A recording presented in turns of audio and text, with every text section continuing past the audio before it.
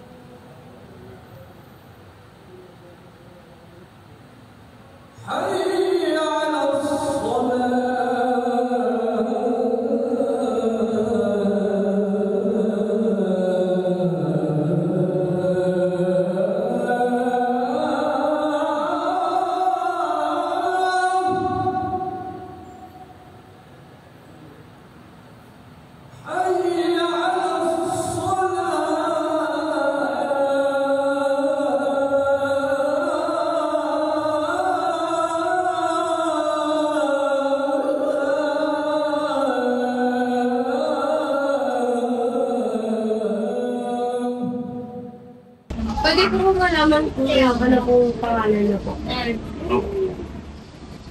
Alhamdulillah wassalatu wassalamu ala Rasulillah.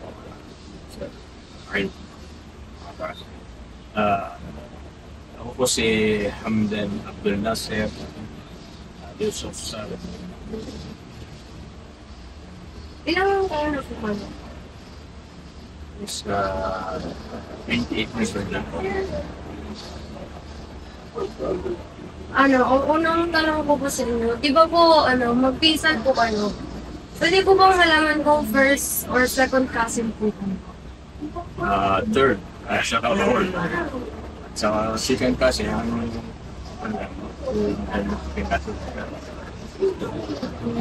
saka pamangkin po.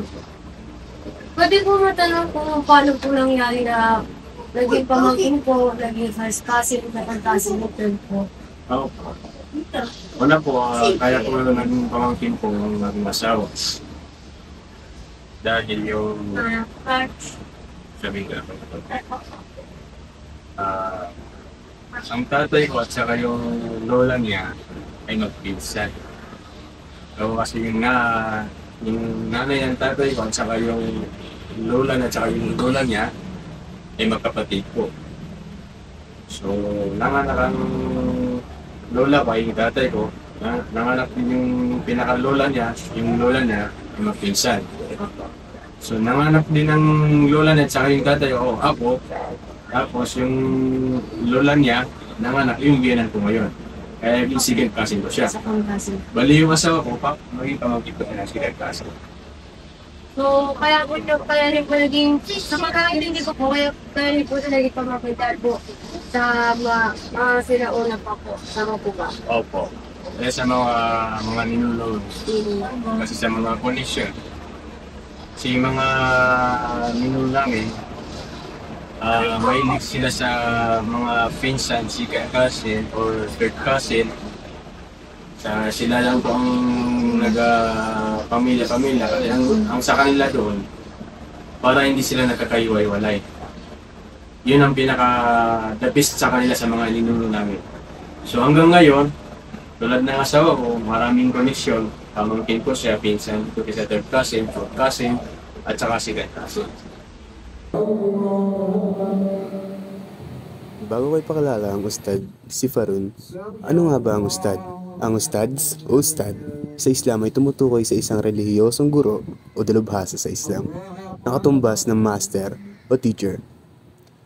Sa wikang Tagalog, ang ibig sabihin nito ay guro, dalubhasa o scholar sa relihiyon. Kadalasan, ginagamit ito upang bigyan ng paggalang ang isang individual na may malalim na kaalaman sa mga aral ng Islam at nagtuturo sa mga paaralan ng relihiyon, tulad ng madrasa sa Pilipinas. At ano ba ang tungkulin nila? Ang mga ustad ang nagsasanay at gumagabay sa mga Muslim, partikular sa mga bagay na may kinalaman sa relihiyon, at tinuturing na may malaking kaalaman sa banal na kasulatan at mga tradisyon. Ang paliwanag ng Islam tungkol sa pag-aasawa ng pinsan. Bismillahirrahmanirrahim. Alhamdulillah wassalatu wassalamu ala Rasulillah. Lahat ng papuri, pasasalamat ay ito lamang sa isang dakilang Panginoon, Allah Subhanahu wa Ta'ala. Ako ay sumasaksi walang dapat sambahin maliban sa Kanya. At ako ay sumasaksi sa Prophet Muhammad at kanyang tuling sugo. At ako ay sumasaksi sa Isu Kristo ay sa suling Diyos. Tungkol sa katanungan na ano po ang paniniwala sa pag-asawa sa pinsan. Sa Islam po, mayroong paliwanag na tungkol sa pag-asawa sa marriage. Sabi niya, okay ang mga kabataan, pag mga tamang edad, makasawa kayo kung mayroon kayong duri. Kasi, para makaiwas kayo sa mga masasama, sexual, yung pinakabawal sa Islam, mga ngalo niya sa hindi mo, asawa. Pero ang bawal ng asawain mo, ng kapatid mo, yung babae. Pangalaw, pamangking.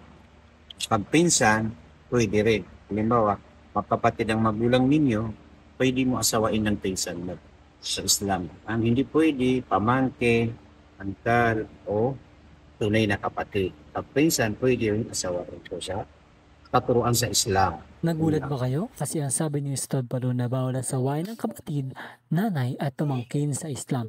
Pero ang pinsan pwede. Sa kaso ng aming subject ay ginawa niya ito kasi ang sabi niya, ginawa ito ng mga ninuno niya dahil ayaw nila magkakaiwalay-walay sila at meron ding iba na ginawa ito para ma-preserve ang kanilang angkan. Ang tanong po, ayon po sa nalaman at nabasa po namin, ay karamihan po ng ganitong kasal ay sa pilitan at gusto ko po sana malaman kung yung pag-iisang dibdib o pagpapakasal ay sa pilitan or may ligawan po na nangyari po. Actually, hindi naman po sa pilitan ng pagkakasalan. Kumbaga sa atin ay parental siya.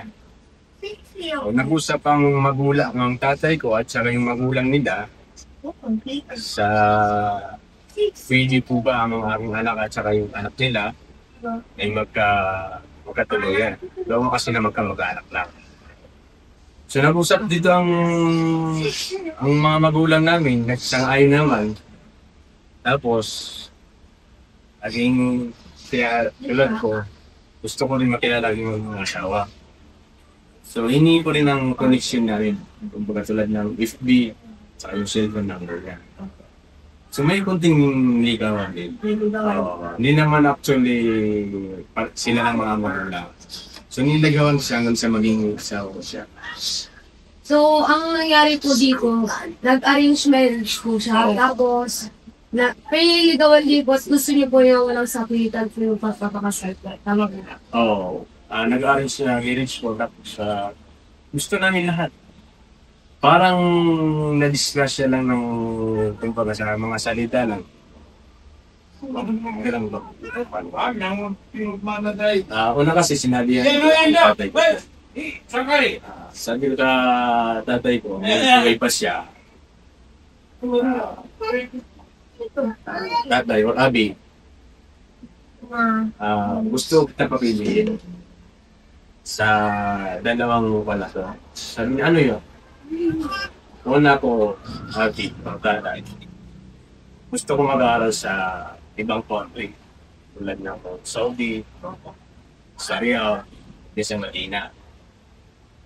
Kung hindi naman kaya, mag-aasawa na lang po ako. Kasi parang yun ang mas nakakaganda po sa akin. Sabi ng tatay ko, sige, pagbibigyan kita o yun ang mas maganda.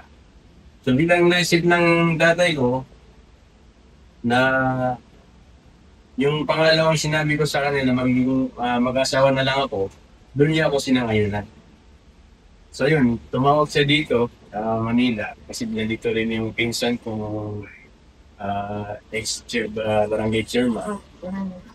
So yun ang naging connection namin at saka itong mga nagigiyanan ko at saka itong asawa ko. So hanggang sa napunta ko dito sa Maynila, so dalawa lang ang option ko yun. Kung hindi niya ako tatanggapin bilang magiging manugang nila, so mag-abroad na lang ako. Doon na lang ako tatapos, doon ko ang yapak ng aking tatay. Kaya actually, ang tatay ko ay nakatapos din sa Hifdul Quran. At saka rin ulama din siya. Kung medyo may pagkila din ng tatay ko. So yun ang gusto kong sundan ng yapak ng tatay ko. So, naging masamang palad o ano man, magandang palad eh. Yeah, hindi ako natuloy mag-outdoor.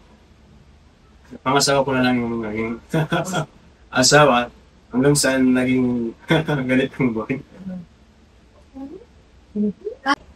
May nabasa rin po kami na si Suna ni Prophet Muhammad, peace be upon him, ang pag-iisang dibdib ng magpinsan at sana hindi niyo po ito pag-isipan ng masama. Ginawa niyo po ba ito dahil Suna ni Prophet Muhammad? Yun po. Ang pag-asawa sa pinsan o kamag-anak ay sa una po, ay sa aming mga Maranaw at hindi Muslim. O di kaya sa mga ninuno namin, ang gusto nila kasi ay hindi mag-iwaiwala yung mga magkakamag-anak. Tulad ng pinsan, sikan kasin, o pamangkin, o kamag-anak mo, yun ang gusto ng ating mga ninuno. So yung sa tanong mo naman ay sunna ba ang pinsan sa mag-aasawa o ano? Ang sagot ko sa iyo dyan, ang pag-aasawa ay obligasyon sa mga lalaki na kaya nila mag-asawa. At saka doon, kasali din sa pagiging sunna kasi ginawa din yan ng Rasulullah sallallahu alaihi wasallam. Ang Nabi, ang Propeta Muhammad sallallahu alaihi wasallam, nag-asawa din. So pwede rin natin sabihin na sunna siya. At saka pwede rin natin sabihin ay obligasyon yan sa mga taong lalaking kaya nila mag-asawa. So sa pang-limang tanong po, paano niyo po ginagawa yung kasal sa Islam? Katulad lang po ba siya sa mga Christian o Catholic po? Kumbaga parehas lang po ba siya sa aming mga Kristiyano? Actually, hindi po. Malaki ang pinakaiba ng Catholic at saka Muslim. Kasi sa inyo, sa simbahan. Tapos may mga ising ng gano'n. Sa amin naman po, matutuloy ang kasal na yun sa may mga patakaran sa Islam. Parang katulad ng nagbibigay kami ng kanduri o kaya duri sa inyo. Sa duri ko tawagin sa inyo. Yung mahal ko tawagin sa amin para sa gastusin ng babae or magkaintindi ng mga magulang namin. Pagka nagkasundo-sundo sila na ganito ang ibigay kong mahal para sa babae, kaya kanduri. So yun, gagawin ng kasal na kasalan sa Islam o kaya sa Muslim na nandun ng mga magulang, mga kamag-anak, at saka yung babae at saka yung lalaki.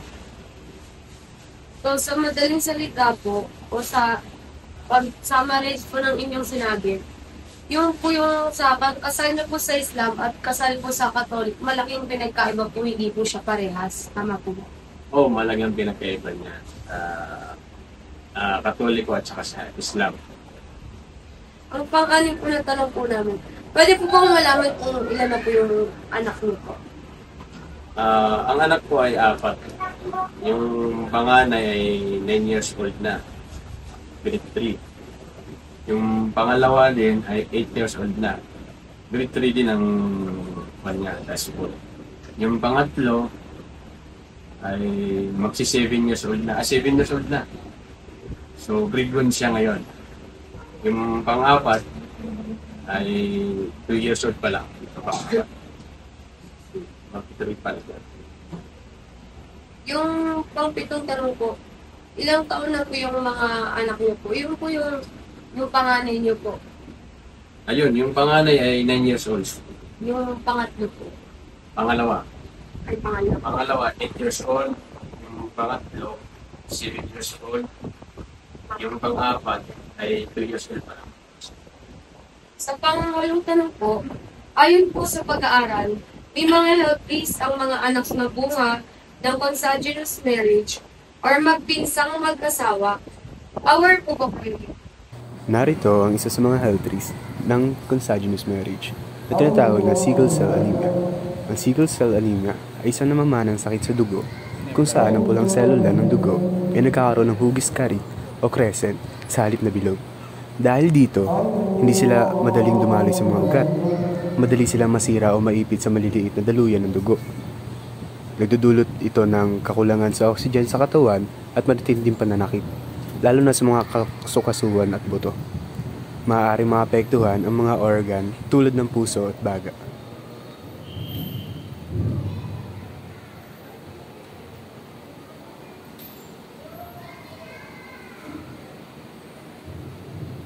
Po ba kayo? Wala namang mga asal. Wala namang mga asal. Normal lang sila. Normal, healthy lang. Healthy naman po ang mga anak. Sa pang-siyam po na tanong, sa mga darating po na panahon, kung may nagustuhan po ang inyong anak at pinsan niya po ito, papayagan niya po ba sila ikasal o halang-halang sa pag-ibig po? Siyempre naman, payagan namin kung sakali magkasundo ang mga magulang. Ayun, pinaka-importante yung pag-ibig.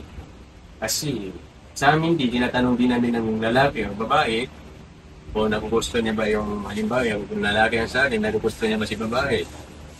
O kaya babae sa akin, nagugusto niya ba si lalaki? Pagka gano'n, nagkasangayon na naman, pumapayag naman po kami. Basta gusto ng mga bata. So, sa madaling salita din po, yung pagpapakasal din po sa Islam, wala po talagang sapilitan. Gusto po. Sa Islam, wala pong sapilitan. Maliban lang sa pagka hindi maganda yung tulad ng halimbawa, kaming mga Muslim, babae, yung anak namin, ang gusto niya, lalaki, Christian, ang akong kilala. Ayun, hindi talaga kami pumapayag. Ang sa amin, yung kung babaeng sa akin o lalaki, ang hinahanap namin, yung may alam din sa Islam. Kahit man lang nakapag-aral siya sa Arabic, hindi kaya naging hafid, mas maganda ay naging ulama, mga alim o alima. Yan ang hinahanap namin mga Muslim sa mga anak namin. Pwede po ba matanong kung sa Islam po ba na pwede po ba magkasal, pwede po ba magkagusto yung isang Muslim sa hindi po Muslim or sa Katoliko po? Sa aming mga Muslim, malaking pinagbabawal po yan. Na yung babae sa amin, na gusto niya yung lalaking Christian. Opo. Haram po sa amin yan. Pero yung lalaki sa amin, na gusto niya magpakasal ng Christian na babae, pwede sa amin yun kung ang magiging asawa niya pumasok din sa Islam, Muslim. Mayroon din mga katulad na mga kapatid na mga Muslim na lalaki, nag-asawa ng Christian, tapos yung asawa niya, pinabalik niya sa Islam. Kung tawagin sa amin, balik Islam. Sa huling tanong po, sa nakalipas po na 5 taon, ano po yung naging buhay niyo po nung nandito po kayo sa Manila na kasama po si Auntie? Sa nakalipas na 5 taon, may mga medyo mahihirap din dabot sa mga tagpiso. Tulad ng anak buhay, may mga pinagdaanan din kami na sacrifice. Gawa na hindi naman po kami, hindi naman po kami mayaman. Kasi galing din namin sa mga mahihirap. At actually, hanggang ngayon, mahirap naman po kami. Hindi naman talaga kami mayaman. Hanggang sa unti-unti, nakaka-survive naman po. So, ang pinakamaganda doon, kahit nahihirapan po kami, Eh, ang importante doon ay yung pamilya namin ay buo pa naman. Sa pagtatapos ng dokumentaryong ito, mayroong tinanong ang aming kaklase at sinagot naman ito ni Ustad Farun. Sa tingin niyo po ba, pagpapatuloy niyo pa yung ang ganitong klase ng kultura sa susunod na mga henerasyon? Dapat, kasi hindi ito kultura. Ang Islam ay hindi kultura, obligatory. Magkaibang kultura at saka obligatory. Ang kultura pwede mong isagawa kung hindi. Pero ang obligatory ay kailangan ko isagawa mo. Bakit? Alam niyo? Kasi tayo, lahat ng tinahanap na successful, di ba? Successful talaga. At makaiwas sa failure. So ano ang successful? Sa mundo walang successful mundo. Kahit mayaman ka, hindi ka na successful. May kaharian ka, walang successful sa mundo. Kasi ang mundo problema talaga. Tayo ay nag-ayos ng problema. Ang tunay na successful, paano ka makapasok ng paraiso? Hindi ka makapasok ng paraiso, failure ka, doon ka na sa mundo. So ang Islam po, malamang tamang edad hanggang umabot sa'yo ang kamatayan, dapat Islam pa rin ang paningin. Hindi po pwedeng bitawan mo yun. Habang hindi ka namatay, ay dapat mo isagawa mo ang katuruan ng Islam. Lalo yung 5 haligi ng Islam. Anong 5 haligi ng Islam? Sumaksi sa walang Diyos na dapat sambahin maliban kay Allah at sumaksi si Prophet Muhammad ang kanyang huling sugo, magdasal sa 5 beses sa isang araw, magbigay ng charity o zakat pag may kayamanan, mag-ayuno sa buwan ng Ramadan, mag-hajj, pupunta sa Makkah al-Mukarram. Ito ang 5 haligi na hindi ito pwede bitawan. Kasi pag binito mo yun, nawala ka sa pananampalatayang Islam. Ang pag-ibig ay isang kayamanan. Ang pag-ibig ay isang biyaya na binigay sa atin ng Diyos. Di natin sila masisisi kung mahal nila ang isa't isa. Katulad nga ng sabi sa amin ni Kuya Dan, gagawin niya ang lahat kahit tumalon pa siya sa 3rd floor.